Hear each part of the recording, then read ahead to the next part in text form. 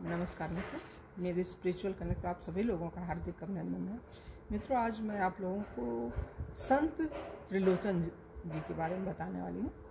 तो इससे पूर्व एक अनुरोध है मित्रों आप लोगों से, यदि मेरे स्पिरिचुअल कनेक्ट आप लोगों ने सब्सक्राइब ना किया हो तो सब्सक्राइब कर लीजिए और ज़्यादा से ज़्यादा लोगों को शेयर भी कीजिए मित्रों। तो चलिए हम लोग शुरू करते हैं श्री त्रिलोचन जी के बारे में। ये बड़े अद्भुत भक्त हुए भगवान के भक्तवर श्री त्रिलोचन जी वैश्य कुल में उत्पन्न हुए थे।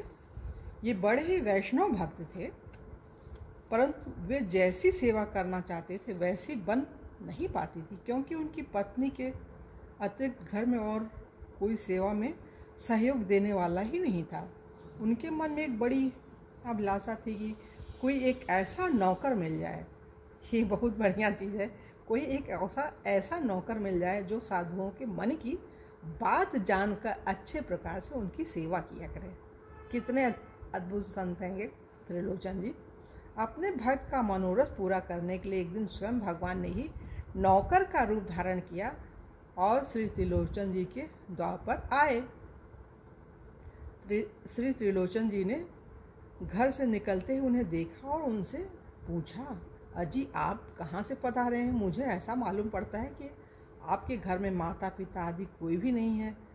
नौकर रूपधारी भगवान ने कहा, आप सच कहते हैं, मेरे माता पिता आदि कोई भी नहीं है। त्रिलोचन जी ने कहा, क्या नौकरी करोगे? मुझे संतों की सेवा के लिए एक नौकर चाहिए। तब आपने कहा कि यदि मेरे स्वभाव से स्वामी का स्वभाव मिल जाए तो मैं सेवा टहल कर सकता हूँ।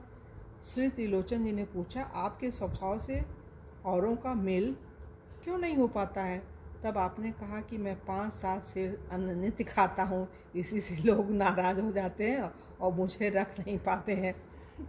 उस नौकर ने फिर कहा, 4 वर्णों की रीतियों का मुझे ज्ञान है, सभी कार्यों को मैं अच्छी तरह से मन लगाकर करता हूँ, उनमें किसी से सहायता भी नहीं लेना चाहता हूँ। रही भक्तों की सेवा टहल, उसे तो करते करते मेरा सब जीवन ही बीता है। अंतर्यामी मेरा नाम है। उन्होंने भगवान ही थे, ये बन के आए थे। अंतर्यामी मेरा नाम है, मैं तो अब आपका दास हो गया। भक्त त्रिलोचन ने कहा, इच्छा अनुसार खूब भरपेट खाओ, किसी प्रकार का संकोच मत करो। इनके बाद भक्त त्रिलोचन जी ने अपनी स्त्री से कहा, तुम इस अंतर्यामी को भोजन देते समय थोड़ी सी भी खिन्नता मन में मत लाना, नहीं तो यह कहीं भाग जाएगा। फिर ऐसा नौकर कहीं न मिलेगा जो कुछ यह खाए वही इसे खिलाओ। यह नित्य प्रति संत सेवा करेगा। श्री त्रिलोचन जी के यहाँ अनेक साधु संत नित्य प्रति आते ही रहते थे। संत सेवा अंतर्यामी को हृदय से प्रिय थी। संतों की इच्छा के अनुसार रुचिपूर्वक अंतर्यामी उनके पैर दबाते और सब प्रकार की सेवा करते।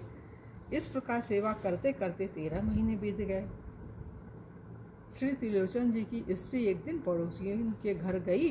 तब उसने पूछा कि तुम इतनी कमजोर एवं उदास क्यों हो गई हो? भक्त जी की स्त्री ने उत्तर दिया कि क्या कहूँ, मेरे पतिदेव कहीं से एक नौकर लिवा कर लाए हैं। वह ऐसा खोटा है कि बहुत सा भोजन करने पर भी उसका पेट नहीं भरता है, इसलिए मुझे अधिक आटा पीसना पड़ता है। उसी से मेरा शरीर अति दुर्बल हो गया है। देखो बहन, मैंने जो ये बात तुमसे कही है उसे तुम किसी दूसरे से मत कहना, इसे अपने मन में ही रखना। यदि कहीं उसने सुन लिया तो सवेरे ही चला जाएगा। वे तो अंतर्यामी थे, उन्होंने सुन लिया और तुरंत उठकर चले गए।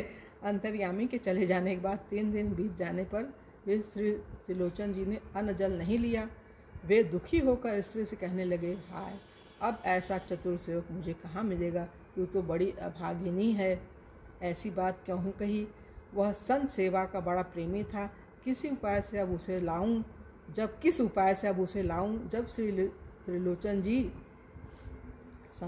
त्रिलोचन जी इस प्रकार अपने मन पछताने लगे, तब आकाशवाणी हुई कि तुम अन्न प्रसाद पाओ और जल पियो। संतों के प्रति जो तुम्हारी प्रीति की रीति है वो मुझे अति प्रिय लगी, इसी से तुम्हारा सेवक बनकर संत सेवा की। मैं तुम्हारे अधीन तुम्हारा दास हूँ और सदा तुम्हारे घर में ही लीन रहता हूँ। यदि तुम कहो तो पहले की तरह मैं तुम्हारे यहाँ आकर रहूँ और सदा सेवा करूँ।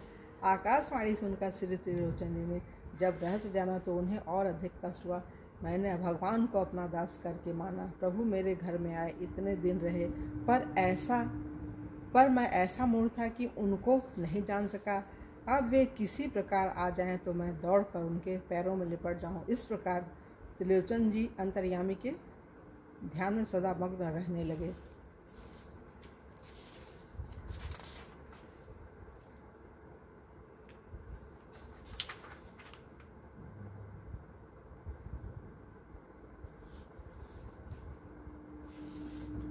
और इसको प्रियादास जी ने इन बातों को अपनी टीका में लिखा है। श्री प्रियादास जी ने इस वृत्तांत का वर्णन निम्न कवित्व में किया है। ये सुन लीजिए मित्रों, छोटा सा ही है ये।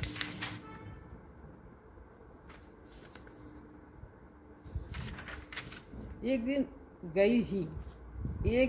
गई ही परोसिनी के भक्त बधु पूछी लई, बात कहो काहे को मलिन है।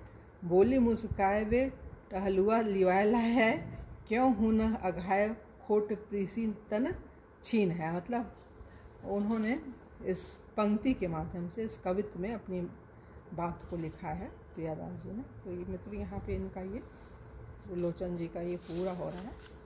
और कल अगली वीडियो में आप लोगों से किसी और संत के बारे में बताएंगे। तब तक के मित्र जय हिंद, जय भारत, ओम शांति, ओम शांति, ओम